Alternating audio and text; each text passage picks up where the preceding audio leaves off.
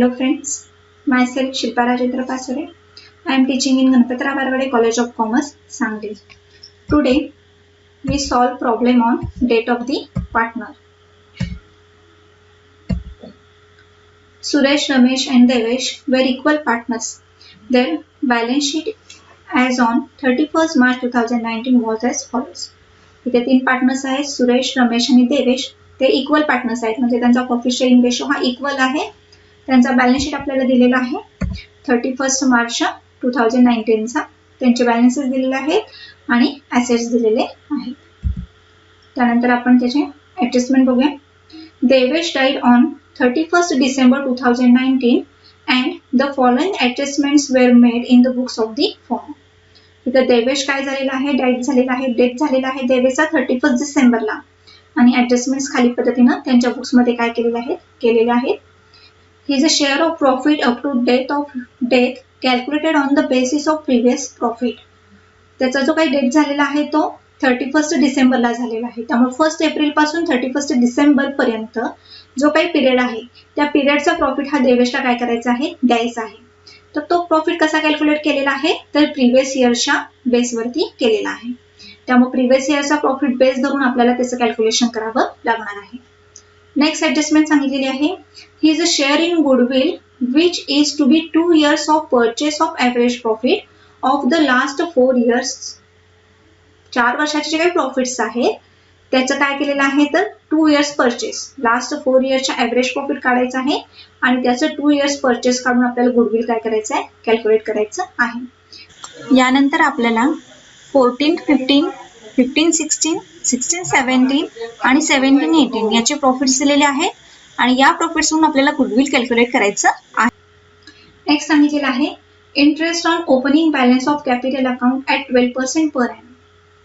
त्यांचं जे काही कॅपिटल आहे त्या कॅपिटलवरती इंटरेस्ट घ्यायचा, चार्ज करायचा आहे 12%. नेक्स्ट सांगितलेलं आहे. His drawing to be date of his date were ₹2500. Devesh जो आहे त्या डेटचं ड्रॉइंग काय आहे, त्याच्या डेट पर्यंत सांगितलेलं आहे 2500. त्यामुळे त्याचं ड्रॉइंग्स आपल्याला इथं कन्सिडर करायचं 2500. नेक्स्ट सांगितलेलं आहे. You are required to ascertain the amount payable to Devesh executors by giving Devesh capital account. देवेशचा कॅपिटल अकाउंट आपल्याला ओपन करायचं आहे आणि त्याच्यानुसार देवेशच्या एक्झिक्युटरला किती अमाउंट पेएबल आहे ती अमाउंट आपल्याला कॅल्क्युलेट करायला सांगितलेली आहे. नेक्स्ट सांगितलेलं आहे. and show working of his share in profit up to the date of death and goodwill. त्याचं गुडविलचं शेअर कॅल्क्युलेट करायचं आहे आणि त्याचा प्रॉफिटचा शेअर आपल्याला कॅल्क्युलेट करायचा आहे. म्हणजे इथं आपल्याला फक्त देवेशचा कॅपिटल अकाउंट काढायला सांगितलेलं आहे आणि त्याचबरोबर आपल्याला इथं काय सांगितलेलं आहे, तर त्याचं शेअर ऑफ प्रॉफिट आणि शेअर ऑफ गुडविल. आता इथे तुम्हाला एक लक्षात आलं का बघा, तर आपल्याला इथे ॲसेटचे रिव्हॅल्यूड व्हॅल्यूज दिलेले नाही आहेत. त्यामुळे आपल्याला रिव्हॅल्युएशन अकाउंट इथं ओपन करता येणार नाही. तो ओपन न करता देवेश कॅपिटल अकाउंटला ज्या काही ऍडजस्टमेंट्स आहेत त्या इतर ऍडजस्टमेंट आपण ट्रान्सफर करून काय करू शकतो, देवेश कॅपिटल अकाउंट ओपन करू शकतो. तर आपण आता इथं पहिल्यांदा वर्किंग नोट पहिल्यांदा कम्प्लीट करून घेऊया आणि मग देवेश कॅपिटल अकाउंट आपण प्रिपेअर करूया. कारण की वर्किंग नोट केल्याशिवाय किंवा त्यांचं शेअर काढल्याशिवाय आपल्याला देवेश कॅपिटल अकाउंट ओपन करता येणार नाही. त्यामुळे पहिल्यांदा आपण आता देवेश शेअर इन गुडविल, पहिल्यांदा त्याचा गुडविल मधला शेअर इथं कॅल्क्युलेट करून घेऊया. ॲव्हरेज प्रॉफिट्स दिलेले आहेत, 4 yearsचे प्रॉफिट्स दिलेले आहेत. त्यामुळे average profit is equal to total profit divided by number of years. 4 yearsचे प्रॉफिट्स आहेत 80,000 प्लस 70,000 प्लस 40,000 प्लस 50,000. 4 yearsचे प्रॉफिट असल्यामुळे divided by 4. Here 2,40,000 divided by 4, so average profit 60,000. Then goodwill calculate. Goodwill is equal to average profit into number of years purchased. Here average profit 60,000 and 2 years, number of years purchased given 2 years. So 60,000 into 2, so goodwill is 1,20,000. This is firm's total goodwill. We calculate here Devesh share. So all partners are equal. So Devesh share in goodwill is 1/3. So Devesh share in goodwill is equal to 1,20,000 into 1/3, that is 40,000. म्हणजे देवेशचा goodwill मधला share किती आहे इथं, तर 40,000 आहे. त्यांचा equal ratio आहे 1:1:1 आहे. त्यामुळे देवेशचा शेअर किती असणार आहे, 1/3 असणार आहे. त्यामुळे गुडविलचा शेअर देवेशचा आलेला आहे 40,000. Next Devesh share in profit. त्याचा प्रॉफिट मधला शेअर इथं कॅल्क्युलेट करायचा आहे. त्याचा डेट कधी झालेला आहे तर 31 डिसेंबरला. त्यामुळे 1 एप्रिल पासून 31 डिसेंबर पर्यंत आपल्याला काय काढायचं आहे, त्याचा शेअर काढायचा आहे. यासाठी आपल्याला त्या इयरचा, करंट इयरचा आपल्याला प्रॉफिट इथं पहिल्यांदा कॅल्क्युलेट करावं लागणार आहे. यासाठी एश्युअर्ड प्रॉफिट आपल्याला काढायचं आहे. Assured profit is equal to previous year profit. आपल्याला 4 इयरचे प्रॉफिट दिलेले आहेत, त्यामध्ये लास्ट इयरचं प्रॉफिट दिलेलं आहे 50,000. त्यामुळे एश्युअर्ड प्रॉफिट इथे किती आलेला आहे 50,000. यानुसार आपल्याला आता पिरियडचा प्रॉफिट काढून घ्यायचा आहे. So profit for period 1 April 2019 to 31 December 2019. हा पिरियड किती मंथ्स आहे तर 9 मंथ्स आहे. So here first we calculate 9 months profit. So 50,000 into 9 divided by 12. 50,000 हा पूर्ण वर्षाचा प्रॉफिट आहे. आपल्याला 9 मंथ्स कॅल्क्युलेट करायचा आहे. त्यामुळे 50,000 into 9 divided by 12. So for 9 months profit will be 37,500. Here Devesh share in profit 1/3. So 37,500 divided by 1/3 is equal to 12,500. देवेचा profit मधला share किती आलेला आहे तर 12,500.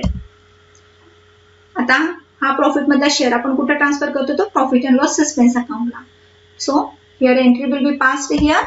Profit and loss suspense account debit to 12,500 to Devesh capital account 12,500. हे आपल्याला कुठे transfer करायचं तर प्रॉफिट अँड लॉस सस्पेन्स अकाउंटला. So here profit and loss suspense account we here draw profit and loss expense account to Devesh capital account 12,500 and balance of this suspense account we transfer to asset side. म्हणजे हा 12,500 आपण balance कुठे लिहायचा आहे तर asset साइडला record करणार आहोत आणि सेकंड इफेक्ट आपण देवेशच्या कॅपिटलला देणार आहोत. त्यानंतर आपल्याला बॅलन्स शीट मध्ये दिलेला आहे, रिझर्व्ह फंड वगैरे दिलेला नाहीये. त्यानंतर आपल्याला सांगितलेलं आहे की interest on opening balance of capital 12% सांगितलेलं आहे.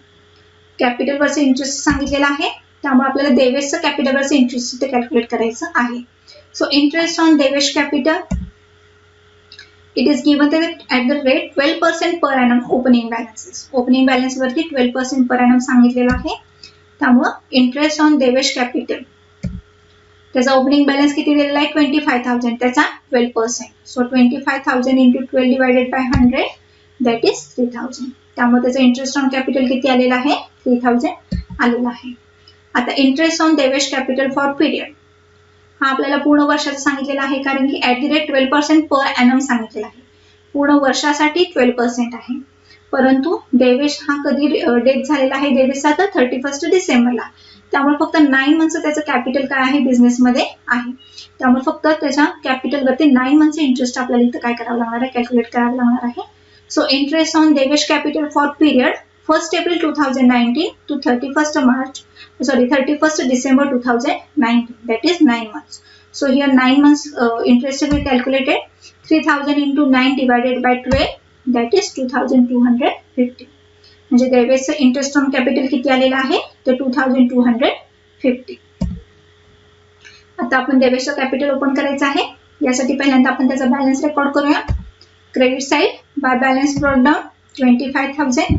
त्यानंतर त्याचा गुडविलचा शेअर आपण कॅल्क्युलेट केलेला आहे बाय गुडविल अकाउंट 40,000.